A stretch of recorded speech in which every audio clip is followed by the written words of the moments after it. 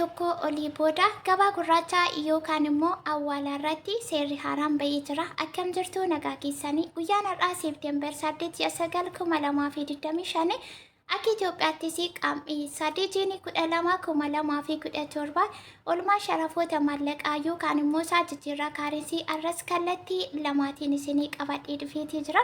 Innis karaa Itiyoo Black Market.com yookaan karaa gabaa gurraachaa akkasuma baankii daldala Itoophiyaa irratti guyyaa har'aa Seepteembar 8 ittiin jijjiiramaa yookaan immoo sharafamaatii olii isinii qabadhee dhufeetii jira. Ameerikaa doolaar, Kanaadaa doolaarii, paawundi sterlingii, Suuzin firankii, Kanada dolar, euro, akkasuma Jordan dinar, Iraq dinar, Norway kiroonii, Beirut dolar, Turkii riilee, Chaayinaa yuwaan, Israa'el shekel, Kuwait dinar, Saawud Arabiyaa riyaal, Yaman riyaal, Bahariin dinar, Saawud Afrikaa raandii, Oman riyaal, Ijiptiyaan paawundii, akkasuma Jibuutiin firankii, Arab biyyoota biraalleetti isinii daddabaleetii jira. Akkasuma Faransaayii akkasumallee Dubaayii dirham kanneen kana fakkaatanii guutuu isinii qabadhee dhufeetiin jira jechuudha.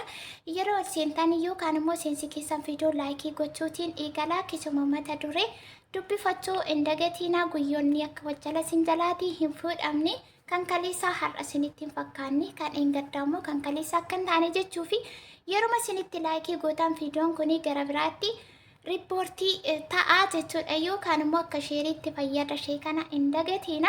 Gara oolmaa sharafoota maallaqaa guyyaa har'aatti utuu hin darbiin dursa viidiyoo kana dhaggeeffanne gara sanatti darbina sirriitti caqasaa haga ቃታቸውን ገልጸዋል። እባካችሁ ምናችኋለሁ ይህን ቪዲዮ 10 ጊዜ ኮፒ ሊንክ እያደረጋችሁ ቫይራል እንዲወጣ ተባበሩ። የብሔራዊ ባንክ ፕሬዝዳንት በገዛ ፈቃዳቸው ስራውን ለቀዋል። እኛ ግን ያለነው ስቃይ ውስጥ ነው።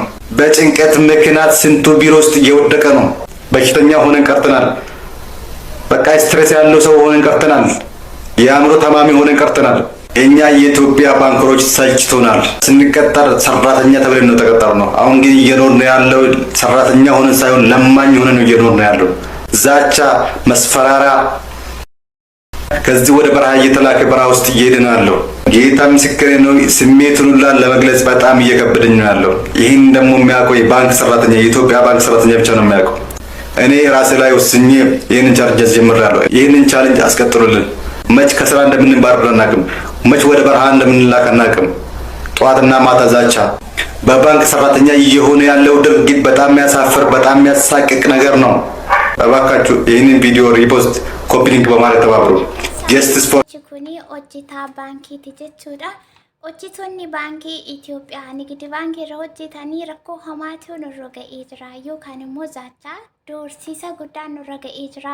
Akkasumallee pirezidaantiin baankii Itoophiyaa fedha isaatiin tajaajila waggaa 7 yookaan immoo waggaa 7 erga hojjetee booddee eeyyama isaa yookaan immoo fedhii isaatiin hojii gadhiisee bahee jira kan jedhu kan inni dubbatu.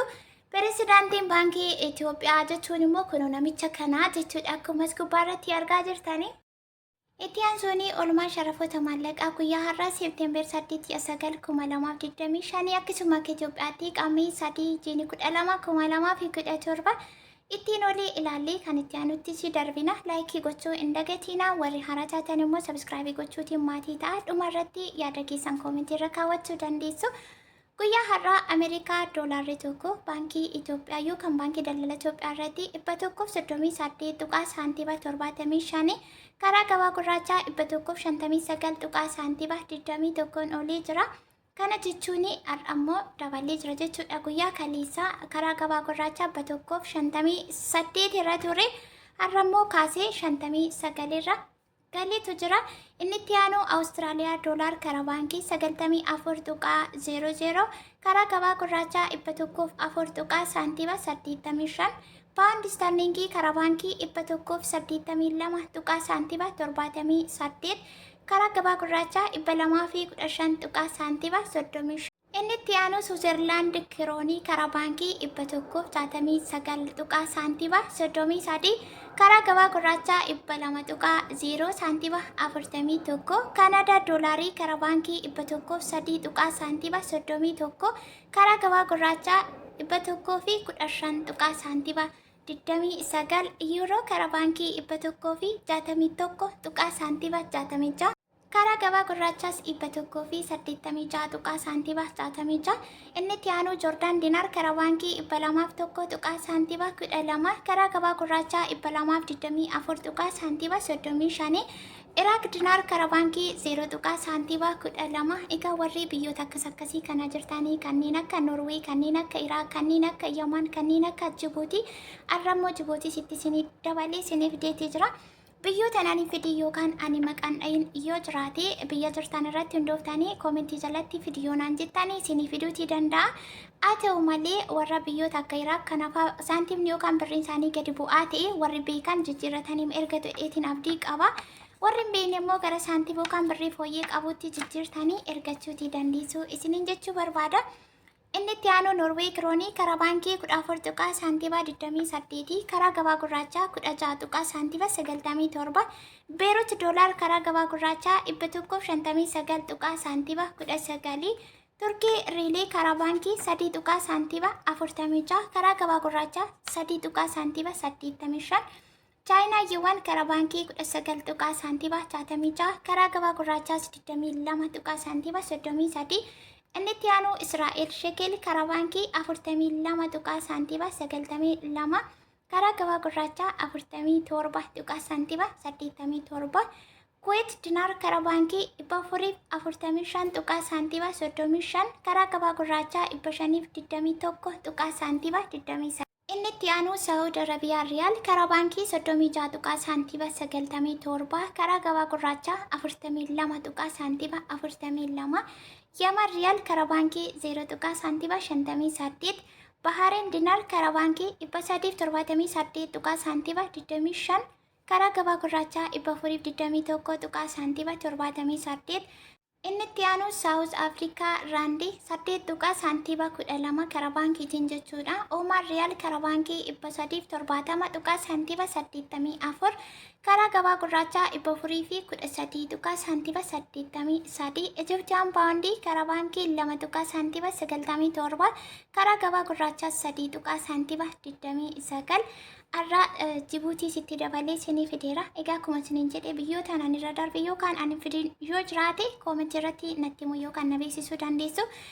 Birrii warra Jibuuti firankii jechuudha 0 tuqaa saantiba 80 baankii irratti jechuudha. Kana jechuun inuma hin jiru jechuudha. Faransaay karaa baankii 167 tuqaa saantiba 27, karaa gabaa gurraachaa 186 tuqaa saantiba 71. Inni dhumaa fi inni itti aanu Dubaay Dirham karaa baankii 37 tuqaa saantiba 76, karaa gabaa gurraachaa 43 tuqaa saantiba 35 oolee jira jechuudha. Oolmaa sharafoota maallaqaa yookaan immoo jijjiirraa kaarensi kan guyyaa har'aa Seepteembar 8 2025 akka Itoophiyaatti qaamii 3 jiinii 12,2017 kanaan olee jira jechuudha. Kaalii sagaa karaa gabaa gurraachaa gadi bubbusee ture kan biyyoota hundarraa har'ammoo isaa saantiibuma daddabaleetu jira jechuudha. Inni itti aanu egaa akkuma isiniin jedhee warra gabaa gurraacha irratti hojjetanii maallaqa guddaa sochoosanii irratti kaameraan galeetu jira. Kaameraan suni AI jedhamaa isaan akka hordofuudhaaf galee jira. Akkasuma immoo hojjettoonni baankii keessa jiranii baay'ee watwaachaa jiru.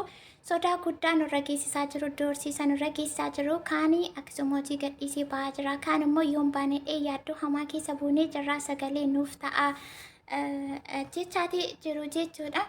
Akkasuma immoo kaan immoo utuma hin beekiin baankii keessatti kukkufaatee jira namni baay'ee cinqii addaa keessa jirraa kan jedhudha kan isaan dubbachaatii jiranii. Isaan kun egaa durumayyuu yeroo girrigirriin ka'e yookaan immoo isaa doolaarri dabalu hojjettoota baankii yookaan immoo ogeessota baankii keessa hojjetan nama 138 kan seeraan ala hojjetanii jechuudha. Mootummaan gara seeraatti dhiyeessee akkaawuntii isaaniillee ugguree tuturee isaan kun haga ammaatti murtoo hin arganne. Ammas immoo warri birrii gurguddaa sochoosaatii jiran yookaan immoo sharafaa jiranii qabamaa jiru.